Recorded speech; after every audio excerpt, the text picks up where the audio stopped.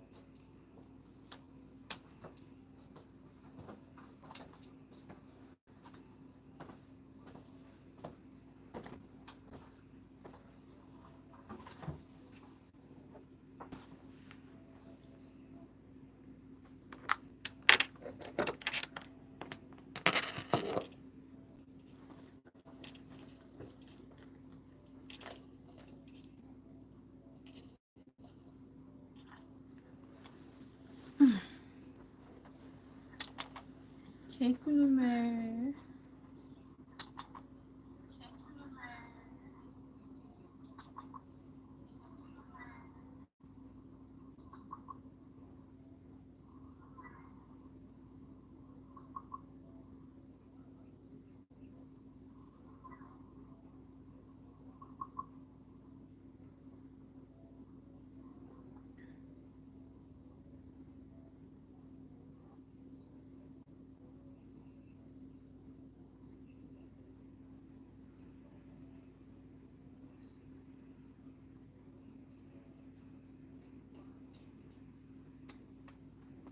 Oh, adịkwa ya bụrụ na m ga-ege nwe egwu a na-akpọ now. Because of English.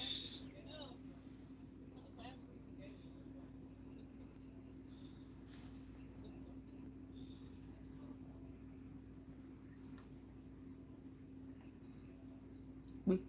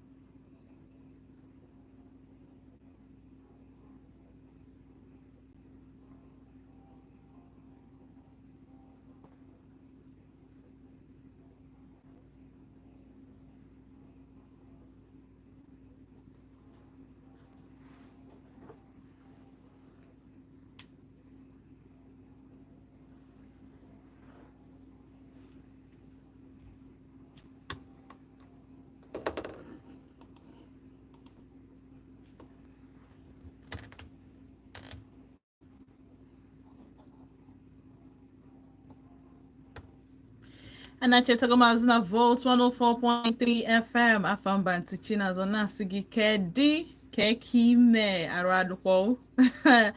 Aye, Children's Day bụ tata. So yes, so ka remind kwala anyị ọzọ kwata na English abụọkwa our mother tongue. Ịghọtago?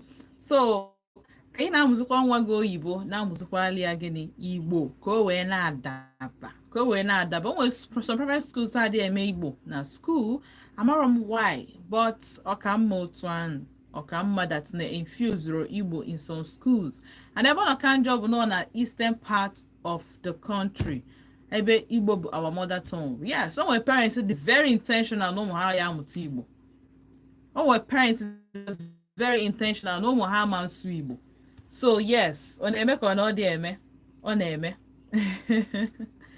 So kucha anyị dị a ka anyị nwee ike ịma what to do, otu anyị ga-esi wee mee ya na mgbe anyị kwesịrị ime ya, because one thing with anaghị akụziri ụmụ anyị Igbo bụ their mother tongue bụ na one day ha ga-anọ na be nna ha ele ha 1 naira, ha ga-anọ na be nna ha one day ele.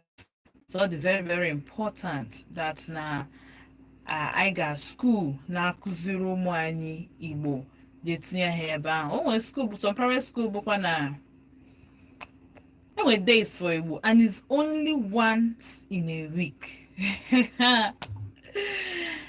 O nwere school bụ na once in a week, yeah, o nwere bụrụ Friday. In fact, ọ ga-abụ Friday so that the only one school achọrọ vernacular na school ya. So Monday, Tuesday, Wednesday sụọ n'Oyibo, Thursday sụọ n'Oyibo, Friday nsụcha dị Igbo nabazie n'be nna unu. Okwu emechigo. So ọkamma otu ahụ otu ọbụla sikwa n'ala ka anyị mụziwere ụmụ anyị maka akọ na uche, common sense ka anyị mụzielu fa maka akọ na uche, ka ha marụ mgbe a na-alafu ha, mgbe a na-alata ha na mgbe a na-alabanye ha. Ọ dịkwa very important. And I'm know a lot of women in so this program, this starter, is dedicated to children. Makana mo about teaching as woman a fan no. And this is officially na nabatagi na the program. ODENIGBO eba na wosara bankatako mo nwanne, eba na swibo, eba na iji asụsụ anyị anabata ife ọbụla anyị nwere ike ikwu maka na uche onye adị njọ, eba na atụ alo maka na achọrọ m ịma ife ilo. Ebe ọ na-abụ anyị tụpụsị ya n'ọkpụ dị n'azụ anyị were nke uru mee ihe bara uru, ife ga-enyere anyị aka. Ebe a ka anyị na-abụ our brothers keepers, our watch our brothers back. Ebe a ka anyị na-eme ife anyị kwesịrị ime mgbe anyị kwesịrị ime na otu anyị kwesịrị isi wee mee ya. Ebe a ka anyị na-amụta ihe. Ebe a ka ọ na-awa dị confused onwe ife anyị aghọtasịrọ, anyị mee gịnị ịbịa. ODENIGBO family nwere great people ndị nwere akọ na uche juru ebe a, anyị ike kpakọọ brain gị ọnụ.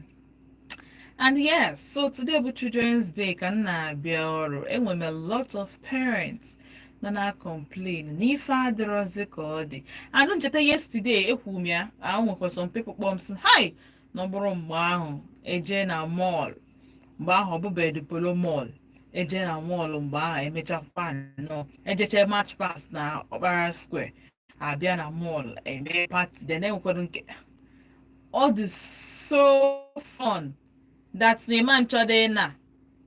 And ihe arụtara aka today ba month bụ that a lot of school adị emezi their imago ụmụaka encourage yi school uniform aga anywhere, iyi akwa akwụkwọ aga anywhere. Like how? Echete m mgbe nke anyị ọ bụ na yiro school uniform amankwe gị bata gate na-eme March Pass. Ọ bụ a very big.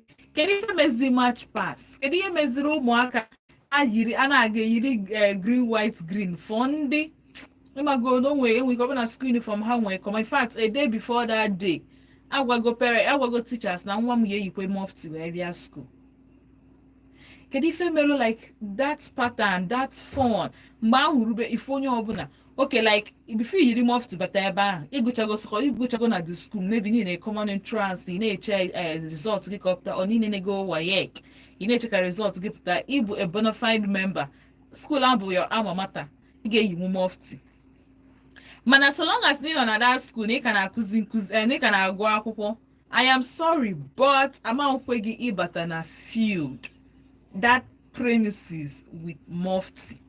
Kedu ife men ana m abịa to this morning wee fụ ụmụaka yi mufti kali. And dịka otu ụwa si aga kịta, I'm sorry but I feel just so insecure for myself na onye ọbụla nọ m na-akụ that na mbịakwu na-ajụ m ịdị sure na ụmụaka a na-eje ebe ha kwesịrị ije ka o nwere ebe anyị akọ na so m wee fụ video ọrụ ụmụazị. Adị m sure na ụmụazị erube 17 years. The boy wefute obi, amarọ m ebe o si weta ego, amarọ m ife ọ na-arụ, but that boy kwesịrị nọ na secondary school. Nwa obi nyepụta obi wepụta ego. Ihe mụnwa bụ Aunty Chinaza emenube experience as onye a na-enye as onye nyere enye wee decorate ofu hotel room decorate red petals, red flowers, red ribbons, red decoration, red happy birthday, nye wine na birthday. Hey, what if I have? I wasn't so well for teacher kunu. Sin God forbid. Ụmụaka kwesịrị nọ secondary school.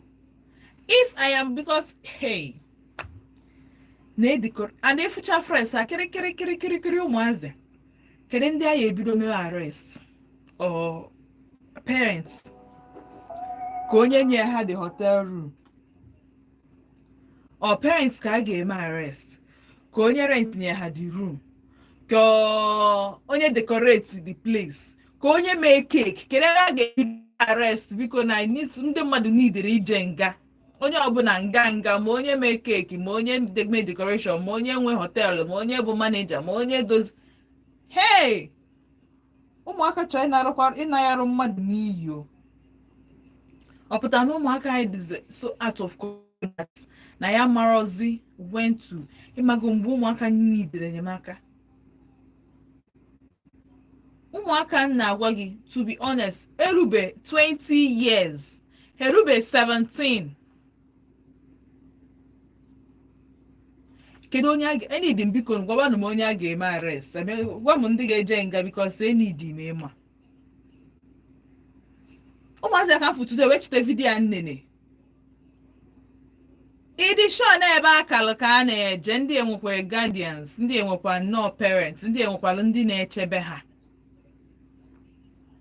Ọ bụkwala ebe akala ka a eje biko tata mufti karịrị n'ụmụaka today ha kwuru n'ọrụcha na bus stop.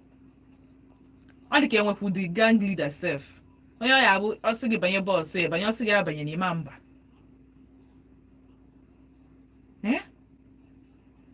Anyway, amara m ndị ahụ eme mana ajụjụ m chọrọ ịjụ bụ biko kedu ife melu schools ejizi ekwe ụmụaka eyi school uniform aka na-eme school ịma na m amarọ because anọ m ebe amarọ m na na-eme march past, amasịkwa m na aka na-eme marching, gọvanọ aka na-ejezikwa ma minister for education because a na-agafete Okpara square dị nwere ife na-eme ebe ahụ.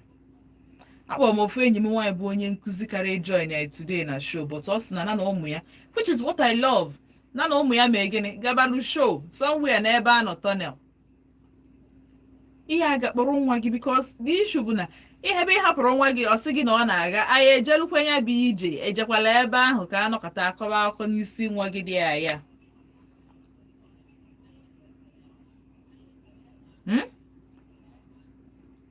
Ọ nwere onye ike kpọọ m na phone the other day. Ọ dị 22 years ka ọ gwa mana ọmụgwọ ụmụ na abụ two different fathers. One nke izi because not 2 years plus, then nke ọzọ maduzie na ahụ na ya bụ na ya ọ ka ya na-eme ebe 1 year or not the 1 year. 22 years. 22. Na-ekwu this thing akwefu okwu ụmụaka, I can never overemphasize ma na-ekwukwa maka onwe ihe okwu dị n'ọnụ eme. Taa bụ children's, ụmụaka ya aka bụ skwa na ụmụaka. Ajụjụ ka m na-ajụ because ọ bụ ihe okenye ga na-eme, ife ụmụaka ka ha na-eme, you'll be wondering na-asị kedu oge nke anyị amụrọ gị ọfụma na ị ga-ahapụ ụnụ ịma nru unu, amụghọ gị ọfụma na ị na-eje children's yiro school uniform except na ịgụchago na the school and ị na-eje ụmụ nwanne gị ndị ọzọ na-epolisi gị. Any wrong movement ị ga-ata afụfụ that day. A ga-emeche gị ihe na-ajụ ndị bụ unu ọ bụkwa ha mụọ gị. Ụdị ụjọ aha adịzikwa, ụdị caution aha na cautions kwa ụmụaka kịta ka ọ bụ just na onye ọwụ na melụ gaba.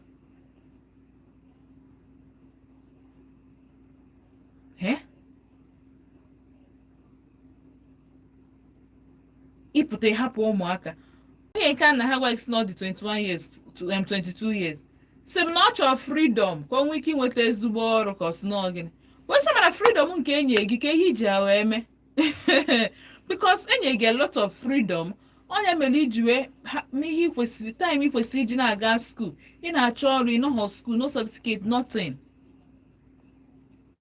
ị na-arụ ọrụ 25,000 which is nothing to write home about. So some self 100,000 ezubere ọ dị m 2 weeks.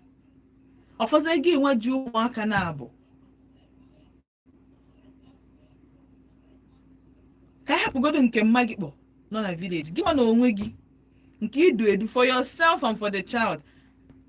Just chọọ iji obi iche m kịta na-eche na-achọ ipenti pikcha otu unu gị na nwa gị ga-eluk. And the funny thing bụ na auntie ya na ya bi n'ụlọ bụ na one room ka na ya ma di ya bi with the girl and the child. Akwa na-ekwu poverty eradication unu eche na mkparị amụ. As again, you kwesịrị itinye in a position where ka ị ga-esi edufute onwe gị n'ezinụlọ gị from poverty. And maybe I keep saying it every day.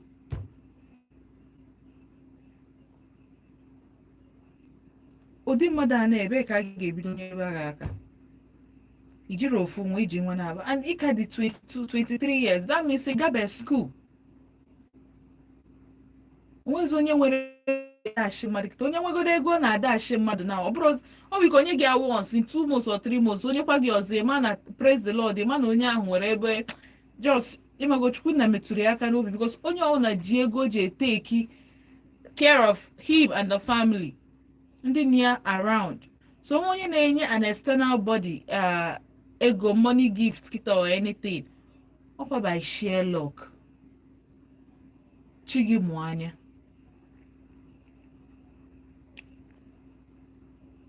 Bikonu, I keep saying this thing and the Mario Kuchi. Away for our children. Abụna nwa gị nọ n'ụlọ tata na-ebekwu ya anya. Kpọkwa ya n'akụkụ ọ bụ na ị chọrọ egwu ya sị nne m mma egbu gị egbu mana ọmụmụ gị. Yes, mgbe m na-etolite my father na-agwa m na ọ ga-egbu mgbuo m nie m and nobody will question him na ọnya mụọ m. So in case nchọ izuzu ka ncheta the family ebe nsi. My mom before Mbiaba Enugu, maybe 15 years ago or so. Say man antutu ime n'ilo. No ya esenete from Enugu to my house. She na-enu ebe I bi to damu. Make sure no destroy before destroy ya. Odi parents are hard this one now.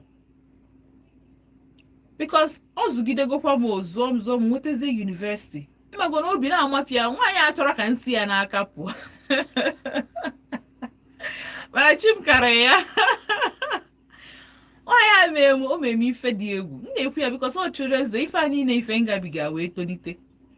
Nna ya na-azụ kịta. I am grateful because why not if not? And Manuel, a lot of parents now say, na aka parents jiwezi, aka mpia jiwezi, aka mmea na ọma njikwa otu a wee ụmụaka na-emebi n'ali anyị. Sparing the rod and spoiling the child. Ụmụaka na-emebi n'ali anyị. Ụwa kịta na mgbe ahụ abụrụzikwa ofu ụmụazị kịta adị atụzikwa ụjọ. So otu ata bụ Children's Day ka anya dokwa anyị. Ka anya mee gịnị? Doo anyị anya adịkwọ. Ntị adịkwọ. Maka anaghị ekwu ya kịta eche nọọ ife mkparị ahụ.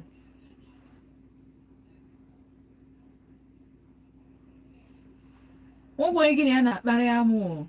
Anyway, join me live on YouTube. I'm on YouTube right now live. Vote ODENIGBO. Just see up on YouTube. Opinion. Vote ODENIGBO. You get one time live and direct. Or to move to no. Me, myself, and I in the studio.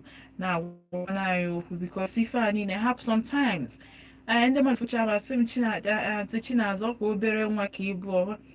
Happen what the messenger gave the message. Happen what the messenger gave the message. Hey, you never find the messenger half with the message. You got the Yakwano. So if it's by grace of God, I couldn't, and then what I remember myself, our upbringing, background. If you decide you can't do it as an adult, e.g., melo, and all boil it down to background because in our family, after you man with choice. Easy from a poor background, a marife, the decision you get he make sure that you leave home, you don't return the same. Decision you get making all means necessary apart from maybe getting nyaka ịmago aka ọjọọ na ihe dị njọ mụ adịa sọpọtụ nke a mekikwa ego gị mekikwa ego gị otu ọ na-esi wee chọpụta n'eruna na nke ịyafu ọbara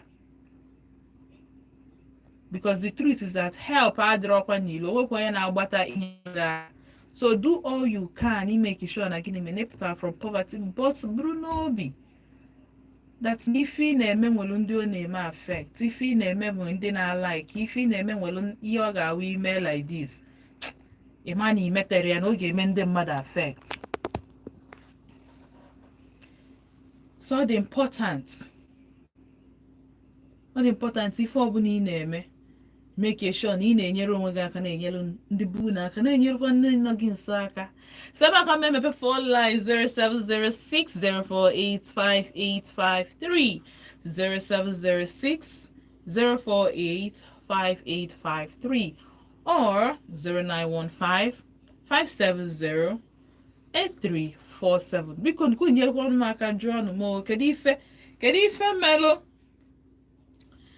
schools ji ewepụzie school uniform ka ọ na schools adịghị emezi arrange occasion ịmago children's day because ka m ghọta ọ na adịghị emezi children's day site from school mere ụmụaka ji ezi mufti onwe ife menụ hello ka ime good evening ka afa gị na ebe isu akpọ m abụ Marvelous from Kwonisi. Marvelous no Thank you. I mean first time caller.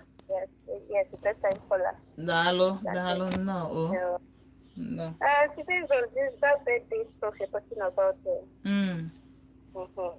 The fact that children are now like is rampant now. Like my neighbor made the same thing.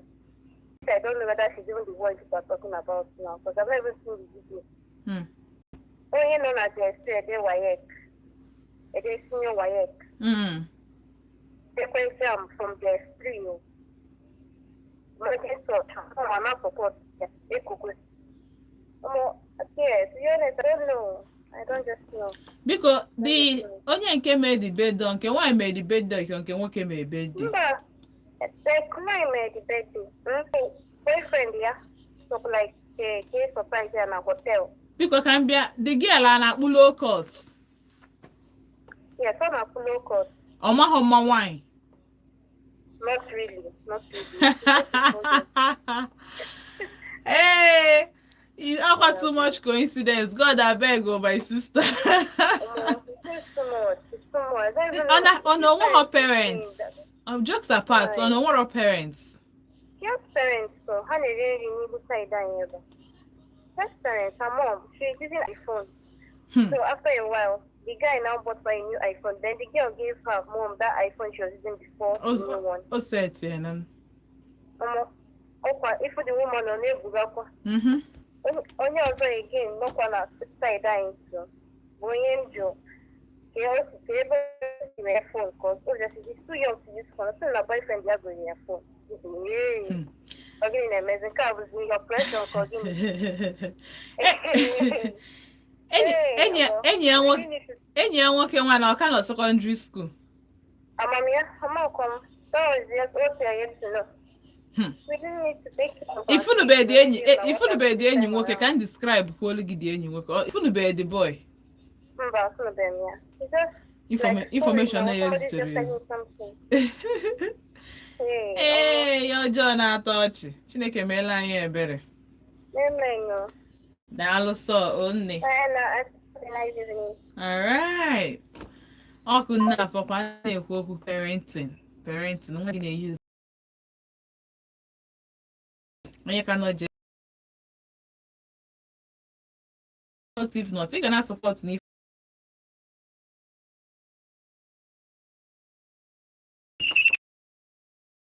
Chimazụ 070 Thank you very much. All right, and this watching na phone. Ebe nwa JS wee mata na a na-enwe enyi nwoke ma na a na If we did decoration on the army, we did decoration on the army. Hi. Hey, whoa. You get an propose to somebody. Hello? Zo, Kekime. Amogo, Kafagi. Evening, no. number fine glow, Fine glow. Wednesday. If you're I can enjoy mana. We stay married, name make a baby. Is in a bagadi working 45 years. Check my God, say I happy Children's Day with two months ago. Or Kage Sike one way. Well, That's on a lighter mood. Yes.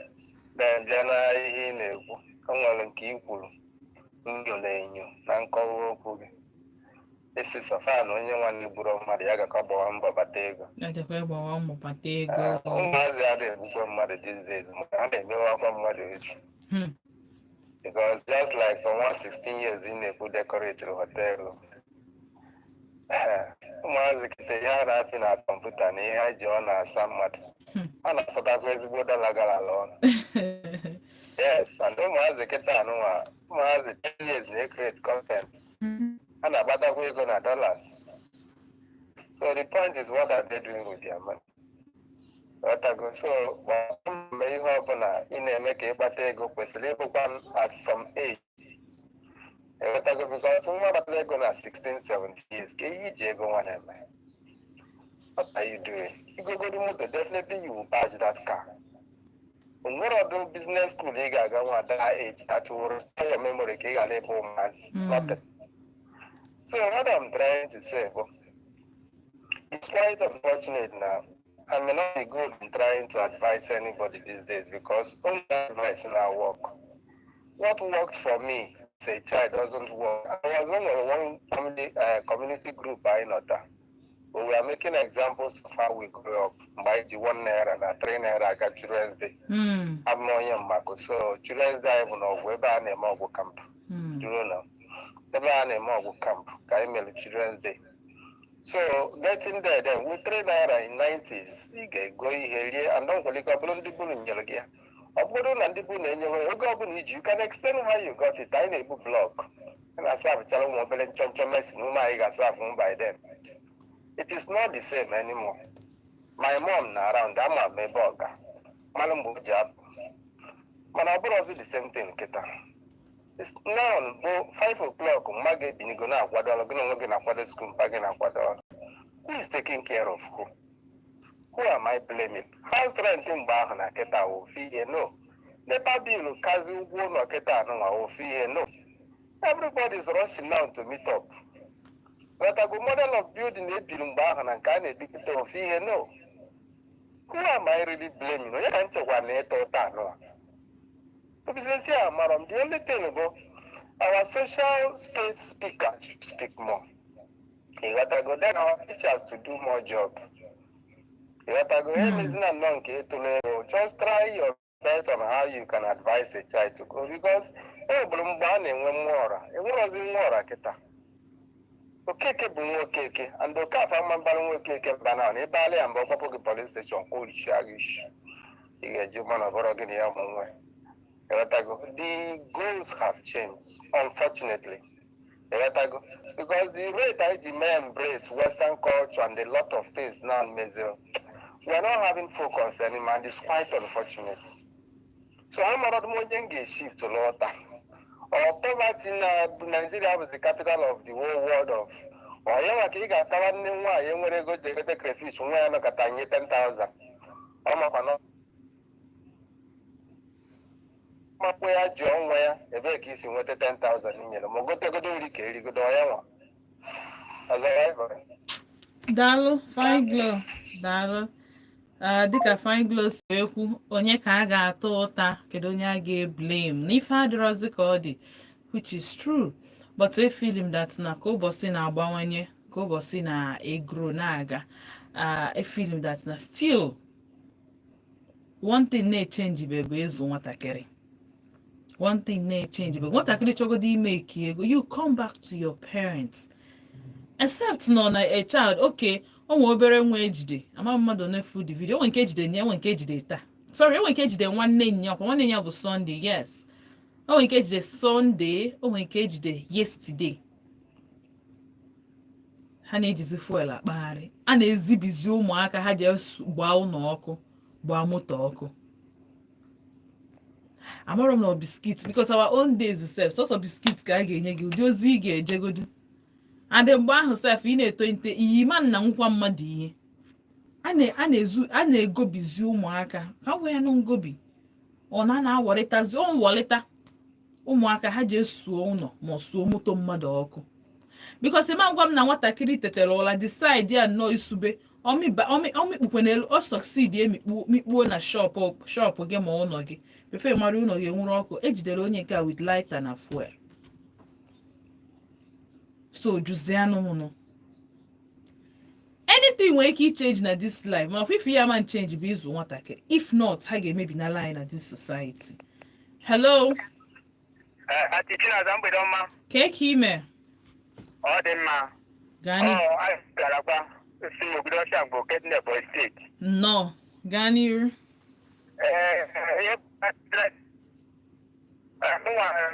m na-ekwu gbasara ya maka na o nwere ndị a ga-akpọcha ha okenye ha ka na-akpọkwa ụmụaka so ha were ezi onwe ha etinye n'ụmụaka so dị bụ ụmụaka a ga-ewezi ha akụkụ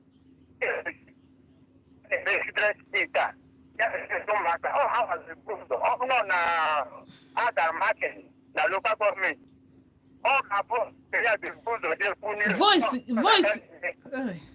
voice gị na-ebrek jisi ike kpọghachi m azụ biko voice gị na-ebrek adị m anụcha anyị adịghị anụ ihe ị na-ekwu ọ bụrụ ọsọ m anyị adịghị anụ ihe ị na-ekwu so jisi ike kpọghachi azụ.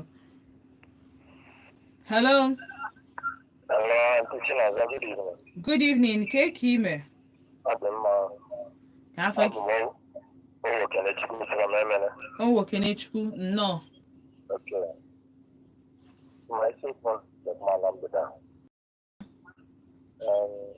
otu ọnọdụ agụma enweghị ihe mmadụ ga-apụgide na ndụ a wee chi nwa gị wee mere ihe ọjọọ ama m na ezigbo ihe bụ ezigbo ihe adịghị ebe adịghị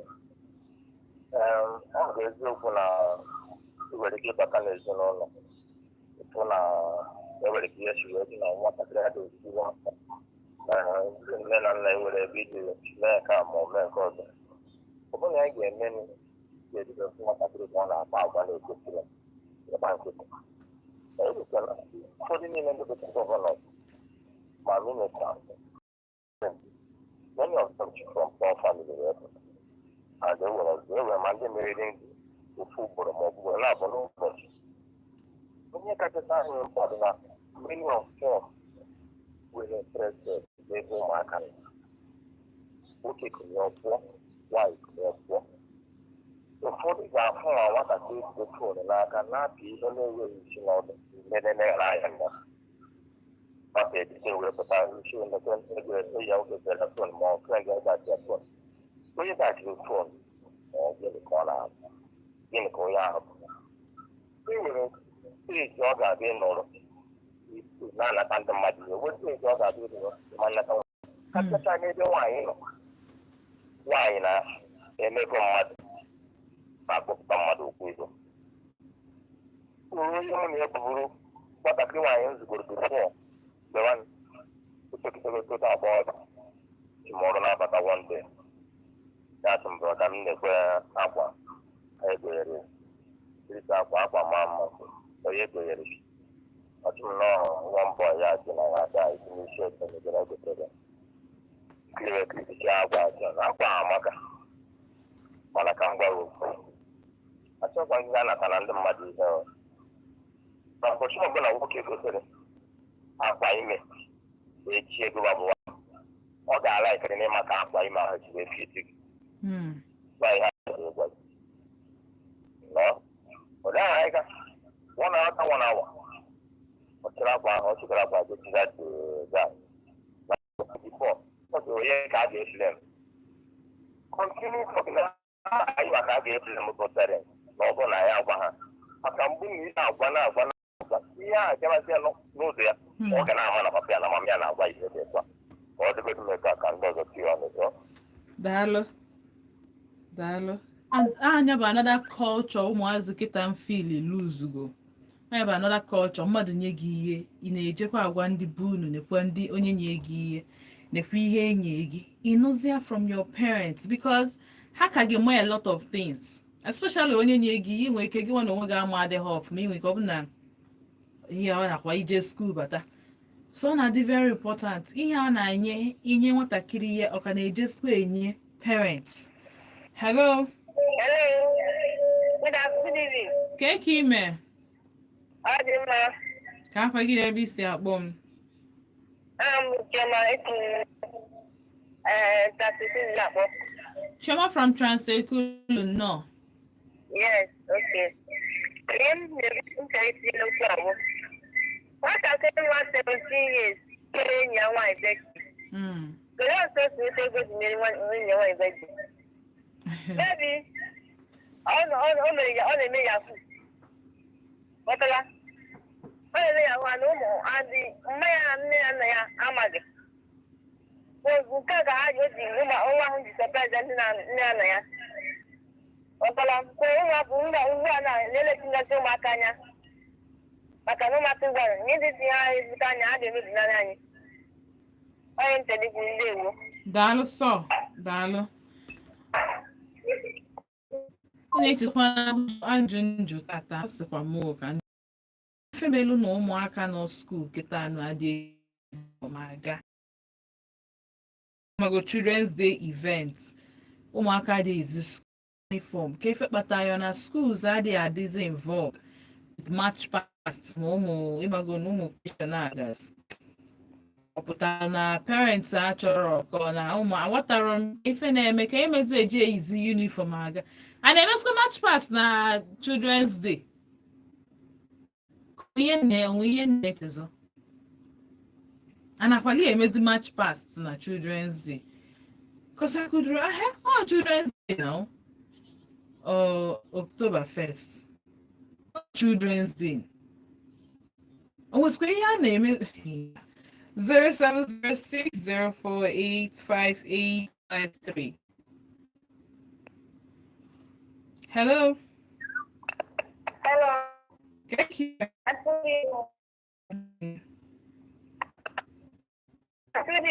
Good evening. Pagin ABC akpom. Peace from one. Peace from one and no peace. Kakwan. Yeah. Oh, peace, dalo so, dalo. Happy Children's Day. Any dimia, thank you. Kiki sama na mbu children. So some ụmụaka 10. Dalo Oh, thank you. Ngwaga n'iru ka ife nwere ịgwa anyị n'ụbọchị nke taa. Okay, let me start from friend there for being busy. I was surprised. I always hear that always hear you saying as if line on Instagram. I was surprised. No, not maybe there is more than this.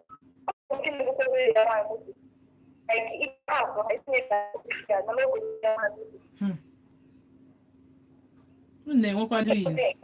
nwekwa doings. Asị m ụmụaka nwekwa doings so.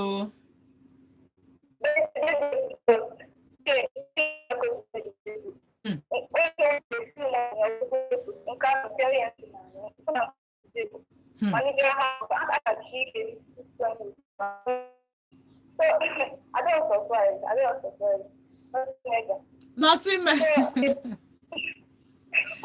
Hey.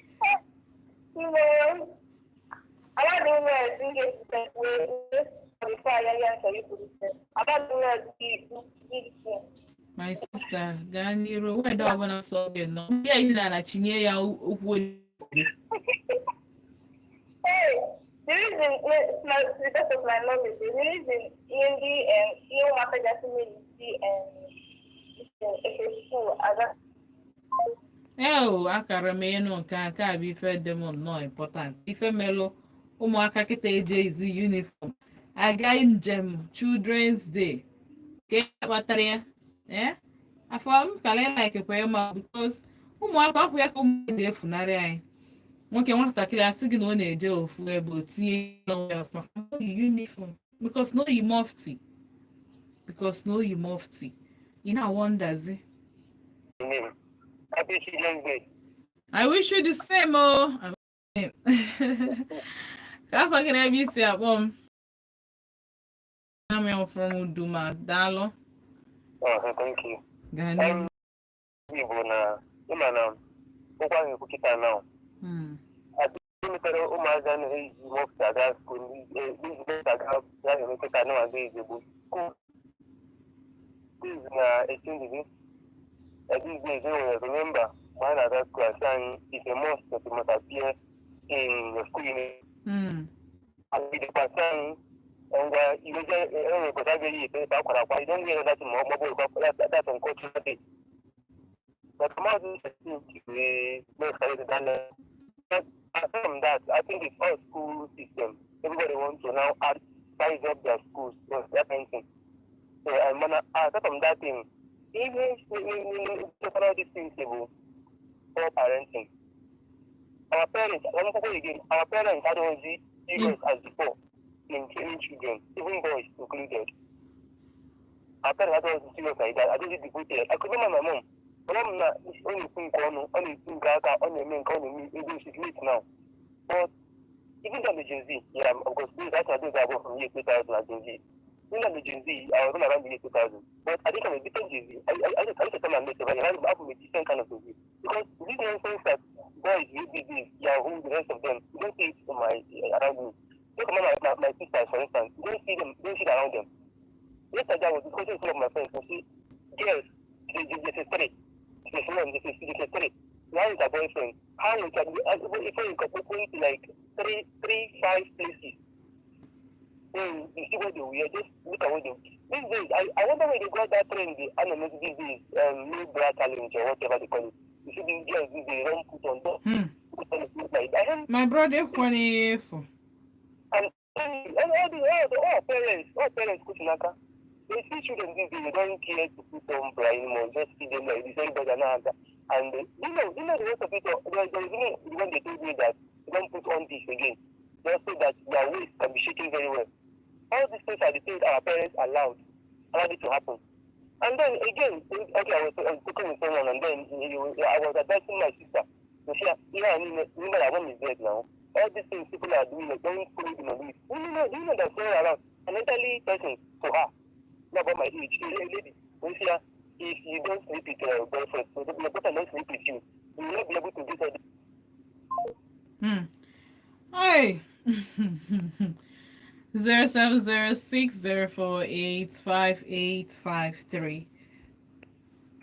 Hello.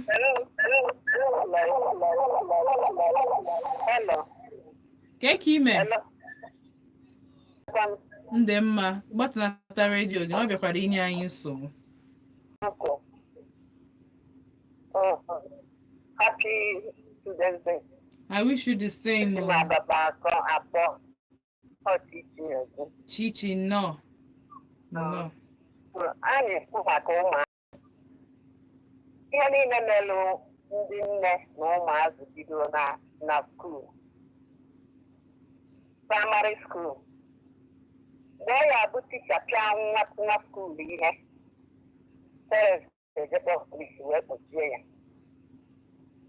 Mgbe anyị jelu skuulu, mgbe ochie, ụmụaka mee ihe na skuul, ticha pịacha ihe.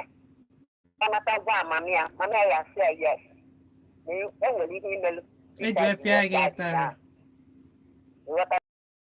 Beti na kịta n'ihe mee misteki gaa nwa mmadụ ihe, ọ na-apụtụ gị. Abịa na nke ụmụaka ndị nọcha yunivesiti na ife nwa mmadụ ka ọ na-eme ihe na-adịrọ mma. Ijekwu nne ejegwu ya. Ọkpọ nwa ya sị a na onye dị ụta gwa ya ihe ime. Ọkpọ bọịs anọchie gị n'ụzọ. ihe ọfụma otiche ya ọsa gbasara gị onye mere ndị mmadụ ịfụgodu nwa mmadụ ka ọ na-eme ihe dị njọ ime anya inepụrụ ya anya mgbe ahụ na a ga-asị gị na ofu onye anara azụ nwa etiketa na ofu onye na-azụzụ nwa so ihe niile a wee bịa mee onye ọbụla na-atụzi ụjọ nke a ga-ejiri egbe wee ghara asa gị n'ụzọ ka a ga-akwanye gị na gọta so onye ọbụla na-atụzi ụjọ ise ka ị nọkwala onwe gị nwa ị mara ihe gburu gị so ihe niile a so wee mebie ụwa nwa onye ka wee etinye anya n'ihe nwa mmadụ na-eme iti mmekọta nke nwa nke gị so ọkwa ya ka ntinye daalụ Chichi daalụ mana mgbe anyị na-etonitekwa ị ga-afụkwa nwaanyị nwere ụmụaka 6 ma 7 ka na-achịkwakwa onye nke nwere 2 onwe nwa gị ma o ticha ya ọ jiri aka gị gwa gị si gị na ọpịagọpịa ya ịtarị na ihe o mee na ọ na-ala ọ dị surprise ka ụmụaka ya ịfụkwa mmụ ya dalụkwa ya ugwo nwa ahụ anwụrụ jee chekere that child ka o si turn out today nwa ahụ anwụrụ I'm telling you and ọ ga-abụ a better child uche anyị na-adịkwa ya.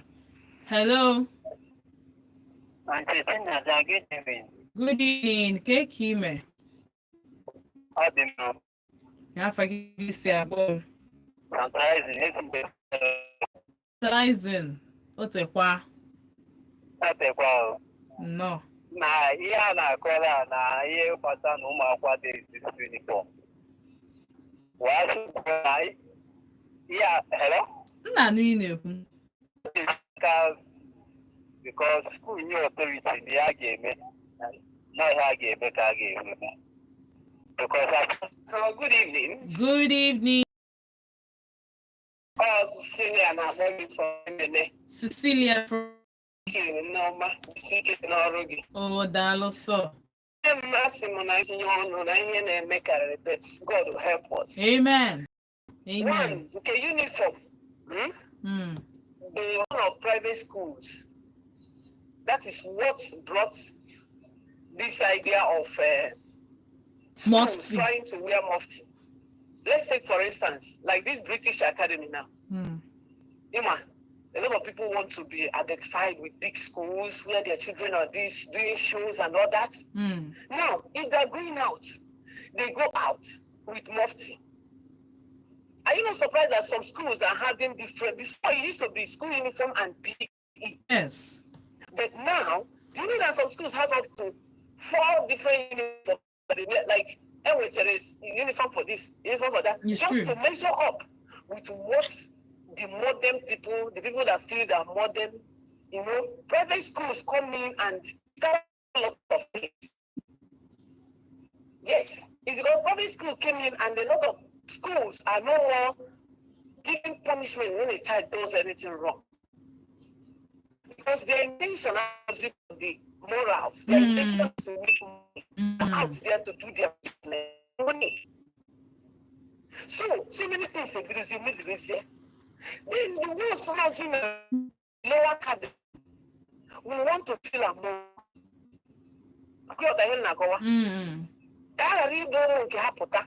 And I still also high uniform, and also for the traditional. At least when I say I want this, when I say I want that, because the system has started spoiling from the head. Even the private schools, when the private school started, the government looked into it and gave them standard. Anybody that is going out of this standard will not be accommodated in this our country. So many things would have not gone wrong. You understand me? Now things have scattered. When you see the public school, private school. Your child, Ada, if you know Mara, not try correct here.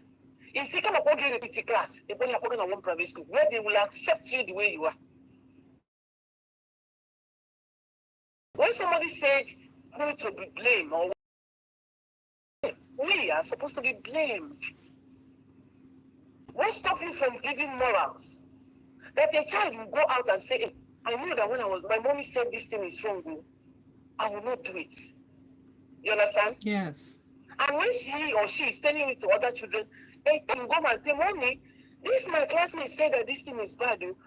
Mommy, if it's a mother that has been listening ear to hear, will now say, yes, so it's bad. So we'll not even have time to listen to their children. Now, in correction also, I might see a child that is going wrong, and I want to correct. And I will start abusing that. Some parents have fault also. Instead of calling the child closer and say, please, look at this, you will start by abusing the child. First of all, you say, when you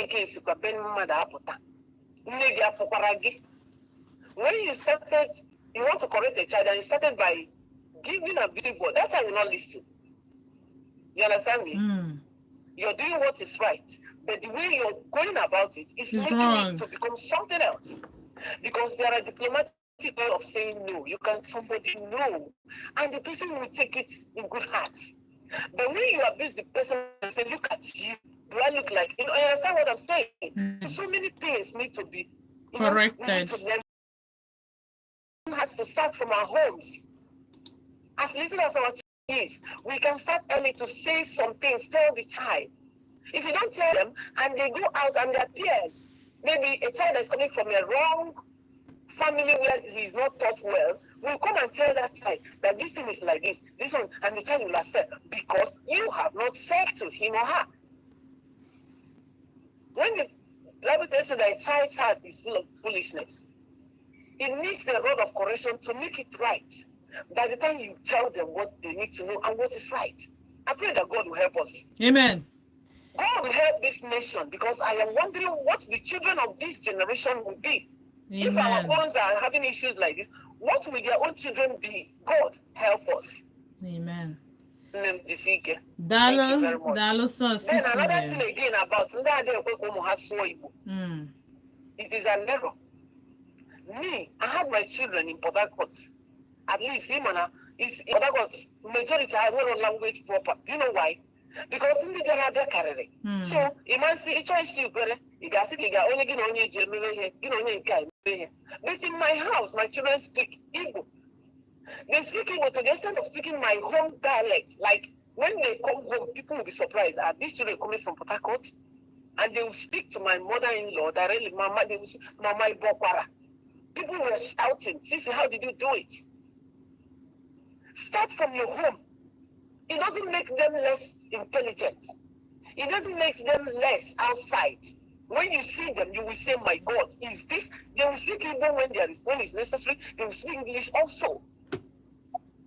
Because when you get in a big, you have signal with your language, they will understand. Yes. But upon a hammer, because a whole lot of things that is happening in this country is because parents have left their duty closed. Sorry, I'm shouting because I have seen it. I coordinate girls in my church, like these girls. I know the way I correct them. And because of that correction with love, when their parents, when they have issue, they will come to me. I'm not saying you should not correct a child. Do what is supposed to do. Sometimes give a listening ear. Listen to them. So many has gone wrong when they go to report to somebody that will correct them. The person will take advantage of them and do something bad. Cecilia, I'm time. Oh, Dalo, so. And of course, Cecilia, I'm always curious on Mom Gay, who Cecilia, my last call, and or just speak in my mind. Come on, if I'm got to Peru, but so many woge, Igemako, how to bring them up, shaping this generation for the betterment of the future. To know all from ODENIGBO, I'm begging you. Ike alage.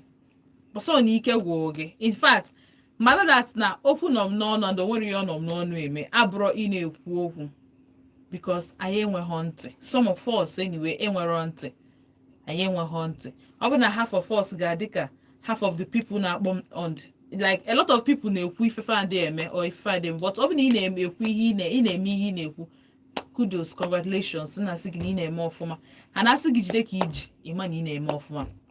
ebe ka m ga-abịa na njedebe n'ụbọchị nketa na-asị unu daalụ ka iso nọ ya lụm from 4 wee ruo kịta na Odenigbo ebe anyị na-akpa nkata ka ụmụ nwanne ebe anyị na-awụsa arụ ekwu obi anyị maka na uche onye ya dị njọ na like ịma ife ilo maka na ife ilo dị very very important to me and ịma na one thing with advice bụ that na ị ga-ewere nke dị mma were ya mere ife tufu nke na-adịrọ mma and apply ya ihe niile ikwesị apply mgbe ikwesị apply ya ọ bụrụ maka ntị Chinazọ m ga na-ekwu mbọsị ọ na ike gwụ gị itunu off ka emesịa nke echi nebụrụ ụbọchị ọzọ mụnụ ga-anọ na vote 104.fm daalụnụ leader anya dịkwa